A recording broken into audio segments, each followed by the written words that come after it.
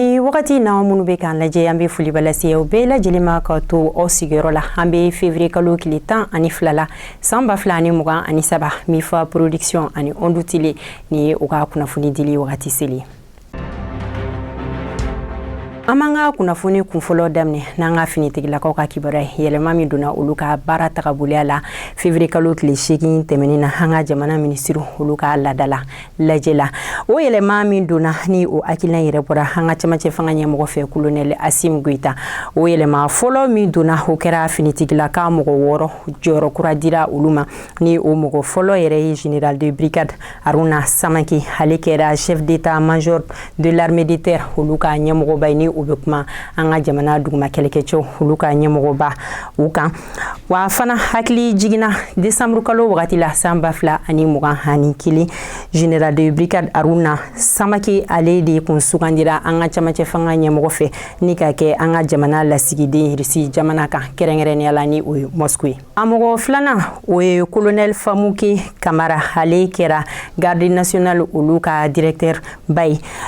a sabanan o ye général de brigade Musa Tumani Kone ale de kɛra gendarmerie mɔgɔw ka directeur général ye colonel major Nuhum Watara ale kɛra sécurité militaire olu mɔgɔw ka ɲɛmɔgɔba ye colonel major Faraba Sangare ale de kɛra génie militaire o ɲɛmɔgɔba ye a wɔrɔnan o ye colonel major Gejuma Dambele ale de kɛra finitigilakaw ka kɛnɛyasoba o ɲɛmɔgɔba ye février kalo tile 7 tɛmɛnen Irisi kokanko ministre ni o ye Sergei Lavrov ale kun bɛ an ka jamana na mɔgɔ min taara a bisimila an ka pankuru jigin kɛnɛba kan o kɛra Abdoulaye Diop ni o ye an ka jamana kokanko ministre yɛrɛ o tɛmɛnen kɔfɛ a ka naliba yɛrɛ bɛ fɛn min kan an bɛ se ka min fɔ o cɛla o ye Mali ani Irisi olu bɛ se ka jɛ ka baara kɛ ɲɔgɔn fɛ cogoya min na ani lakana o bɛ se ka sabati an ka jamana kɔnɔ cogoya min na o fana dɔ kun ye a ka nali kun ye février kalo tile 8 tɛmɛnen an ka jamana kokanko ministre Abdoulaye Diop ale kun ye tagama kɛ ni ka taa Burkina Faso walasa ani a jɛɲɔgɔn tɔ ministre tɔ ani olu bɛ se ka ɲɔgɔn ye cogoya min na ni o bɛ kuma Lagine o kokanko ministre kan n'ale ye Modi Sanda Kuyate ani Burkina Faso olu ka kokanko ministre o ye Olivia Ruanbaye ni ministre saba olu ye ɲɔgɔn ye Wagadugu walasa ka se ka hakili falen kɛ ni jamana saba olu ka ɲɛsigi ɲɛtaga baaraw bɛ se ka sabati cogoya min na u kun bɛ ka hakili falen kɛ o koɲɛw la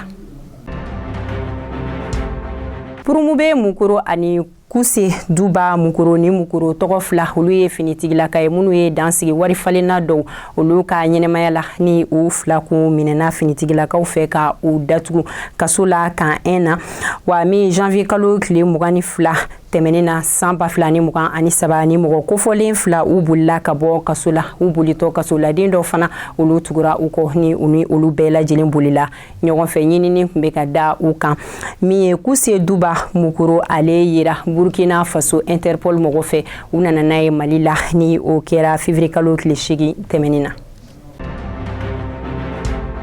armée de l'air ni o bɛ kuma an ka jamana sanfɛ kɛlɛkɛcɛw kan olu ye san 47 de sɔrɔ février kalo tile 6 tɛmɛnen na wa an ka jamana armée de l'air hakili jiginna a sigira sen kan février kalo tile 6 la san 1976 la n'an bɔra an bɛ taga kɛnɛya kibaruya kan kɛrɛnkɛrɛnnenya la ni o ye Yorosu ye yenkaw ye damakasikan don ni ka ɲɛsin an ka jamana marabagaw ma o y'a yira k'a fɔ ko furakɛlikɛla tanya dɔw ko bɛ u ka yɔrɔ la ko sabula ko bana dɔw bɛ ni o ye u sɔrɔ ko fo u ka taa kucala ni o dɔ ye ɲɛdimi ani ɲindimi ka fara ni mɔgɔ minnu bɛ fɛ ka arajo fana kɛ ka tɛmɛ ni bana kofɔlen ninnu fana kan ko fo u ka taa kucala k'u b'a ɲini an ka jamana marabagaw fɛ ka se ka furakɛlikɛla ɲini ka di u ma Alibi kɛnɛya sira ta fanfɛla la jɛkulu minnu ka baara ɲɛsinnen don sumaya bana o kɛlɛli ma olu ye kalan kɛ kɛnɛya baarakɛla mɔgɔ dɔw kunna u ka o kalan kɔnɔna na o y'a yira k'a fɔ ko san 2022 bafila bɛ mara la ko sumaya bana k'a ye kɔlɔlɔ caman lase mɔgɔw ma ni o ye ko mɔgɔ 27 ko pali jugumanba ye olu sɔrɔ ani ko mɔgɔ 20 ko pali nɔgɔma ko ye olu sɔrɔ bafila bɛ mara la wa ko mɔgɔ minnu tanyara pali bana fɛ ko o tagara bɛ mɔgɔ 60 de ma wa ko pali bana k'a ye mɔgɔ minnu minɛ kosɛbɛ ko o bɛna denmisɛnninw ma minnu si tɛ tɛmɛ san 5 kan ani muso lasirilenw.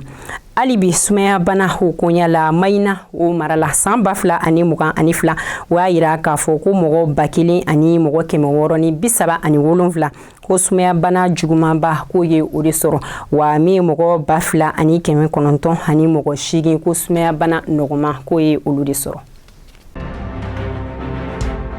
N'an bɔra ye an bɛ taga Nara. Bingali tara ka ɲɛsin an ka finitigilakaw ma tarata ale ni juma tɛmɛnen na kan ka finitigilakaw to u ka baara la Nara fanfɛla la. O bingali ninnu senfɛ an ka finitigilakaw min kɛra tarata don an ka finitigilakaw ye banbagaci mɔgɔ 20 ka olu faga. An ka finitigilakaw ka fanfɛla la mɔgɔ 2 o de tanyala a ko la. Jumadon ta tɛmɛnen na an ka finitigilakaw ye banbagaci mɔgɔ 23 ka o de faga. An ka finitigilaka mɔgɔ 1 o tora a ko dafɛ min mɔgɔ 3 ye olu jugina finitigilakaw ka yɔrɔ la. Jɛkulu minnu ka baara ɲɛsinnen don sigida lakana ko ma n'an b'a fɔ o ma ko Dana Ambasago olu ka baara senfɛ u bɔtɔ u ka baara la Bajangara fanfɛla la bingali tara ka u sɛgɛrɛ ni o bingali ninnu kɛra sababu ye Dana Ambasago olu ka mɔgɔ 4 olu de tanyala a ko dafɛ ni bingali yɛrɛ kɛra Tile gari fanfɛla la ale ni Songo o gari fanfɛla fana na.